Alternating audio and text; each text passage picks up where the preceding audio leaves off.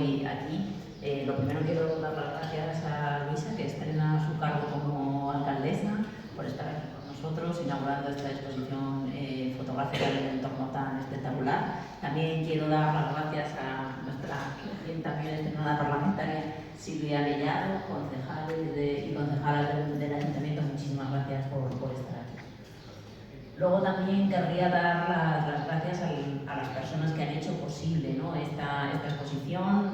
Zahara Gómez, fotógrafa, que ha escogido las fotos que vais a ver luego a continuación. Vereda López, escultora, que vais a ver algunas de sus esculturas, y a nuestros socios y socias, Cristina Viedma, Gerardo Fernández y Juan Carlos Olmo, que son los artífices de las fotografías y de la elaboración de los textos que acompañan a cada una de ellas. Antes de empezar, permitidme unos minutos para dar las gracias también a una pieza fundamental de nuestra asociación, que ha montado la exposición junto con Manuel Osuna del Ayuntamiento y que ha hecho todas las gestiones para que el día de hoy sea inolvidable. Nuestro tesorero, Agustín Fernández, pieza fundamental, sin el que esta asociación no funcionaría.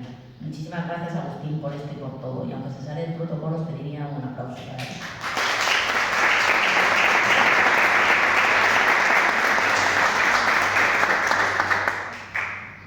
Bueno, empezamos. Presentación ante el Consulado General de Argentina en Vigo de las denuncias de los deportados de Pontevedra a campos nazis. Este titular de enero de 2020 activó mi curiosidad y una vez leído el artículo muchas preguntas martillaban mi cabeza. ¿Españoles en los campos? ¿Cómo fue posible? ¿Cuántos fueron asesinados? ¿De dónde? Ese silencio, ese olvido, ¿cómo ha podido ser posible? Así que empecé a investigar, preguntar, buscar, hablar con expertos sobre los deportados de la comarca donde vivo, los Pedroches, y me di cuenta de que en Andalucía apenas nadie sabía nada y me indignó. Me indignó y me preocupó. No solo que el mundo académico andaluz supiera poco sobre los protagonistas locales de este periodo de nuestra historia, sino que era un tema que ningún ciudadano de a pie conocía. Y mi marido y yo, que tenemos muy arraigado eso del bien común, tuvimos muy claro desde el principio que defender el recuerdo compartido frente al olvido impuesto era fundamental para la democracia y la justicia. Así que pensamos que cuando volviéramos a la normalidad después del COVID en el que estábamos inmersos, llamaríamos a las puertas de las instituciones para proponerles iniciar un proyecto que nos parecía que encajaba por su sencillez visual y por su enorme capacidad para devolver la identidad y la dignidad a las víctimas, el proyecto Stop Stream. La Junta de Andalucía, con un comisionado de la Concordia recién inaugurado, después de fulminar la Dirección General de Memoria Democrática, no era el sitio más adecuado. No habían empezado bien cuando proponían que las víctimas y los verdugos tenían la misma consideración. Así que llamamos a las puertas de la Diputación de Córdoba, que nos animó a empezar a trabajar en un convenio para investigar las historias de estos hombres que sufrieron el horror más. Y ahí empezó una aventura llena de mucho trabajo, emoción, desvelos, lágrimas, rabia en ocasiones, empatía y amistad con cerca de 90 hombres y mujeres que conformamos hoy en día la Asociación Triángulo Azul Stop Stream de Andalucía. Mujeres y hombres de los que personalmente me siento muy orgullosa y a los que quiero porque forman parte de mi vida. Hemos hecho muchas cosas a lo largo de estos 5 años. Hemos conseguido que 192 nombres de cordobeses vuelvan a las calles de sus pueblos. Hemos conseguido que Jaén, Málaga, Granada, Cádiz, Sevilla empiecen a hacer homenajes a sus deportados. Hemos hecho muchos kilómetros recorriendo pueblos, muchos de ellos recónditos, pueblos pequeños, donde apenas llegan actividades y salvando las distancias nos hemos sentido a veces como si formáramos parte de esas misiones pedagógicas que a principios del siglo XX llevaron la cultura y la educación por la España actual. Pero en nuestro caso, llevando memoria y música, memoria y danza, memoria a través de cómics, memoria e historia. Pero teníamos un tema pendiente. Hacer un viaje como asociación a ese campo del horror en el que muchos de nuestros socios y socias habían perdido un familiar. Y el pasado año, en el marco del 80 aniversario de la liberación del campo de concentración nazi de Mauthausen, les propuse un viaje para conocer el campo principal y varios de sus subcampos. Y el resultado de este viaje no son solo las fotografías que vamos a ver a continuación y que nuestros socios Cristina y Gerardo nos van a explicar. 30 fogonazos de lo que allí ocurrió, sino la experiencia vivida y las relaciones forjadas. De todos y todas he aprendido algo. Les observaba, los observaba atentamente. Me quedaba mirando mientras subía yo la escalera de la padre, tío abuelo, abuelo. Y vuestras caras nos decían todo. Os observaba mientras llorabais en la sala de los nombres o limpiabais la placa de vuestro familiar en Mauthausen o Gusen y sentía vuestro dolor que se palpaba en el ambiente.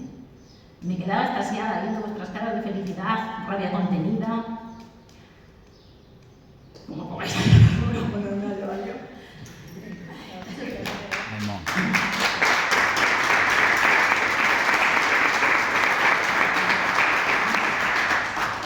Me quedaba extasiada viendo vuestras caras de felicidad, rabia contenida, orgullo de vuestro familiar y de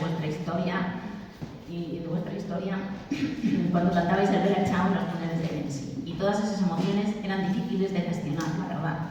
Pero cuando ordenaba todo eso en mi cabeza sentía dolor, orgullo, alegría y paz.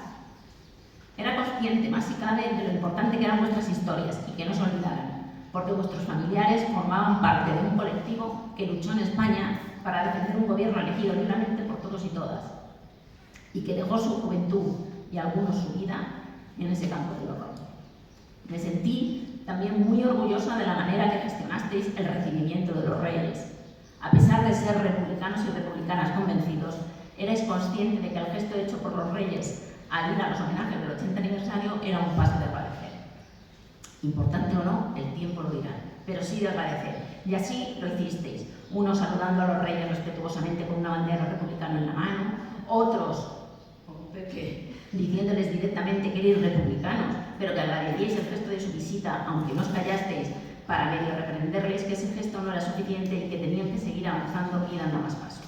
Otros quedándose al margen, aunque respetando lo que estaban haciendo vuestros compañeros y compañeras. Cada familiar hizo lo que creyó conveniente y respetó al resto.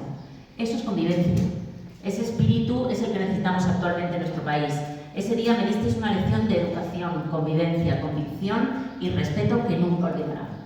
Y sin más, y antes de dejar ya a Cristina y a Gerardo, como os he comentado, que nos hagan esa visita guiada, quiero terminar agradeciendo a todos y a todos los que me hicisteis mejorar con ese viaje como persona y me hicisteis volver a tener fe en la humanidad. Y eso, os aseguro, que es un gran logro en una persona tan poco creyente como yo y tan racional.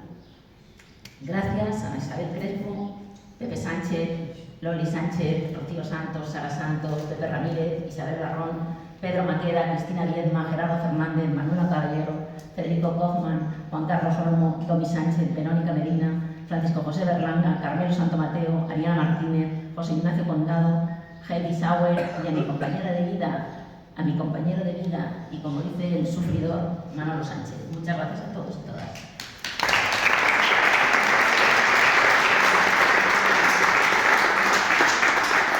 Y antes de empezar con la exposición, pues Pepe, que nos va a decir unas palabras.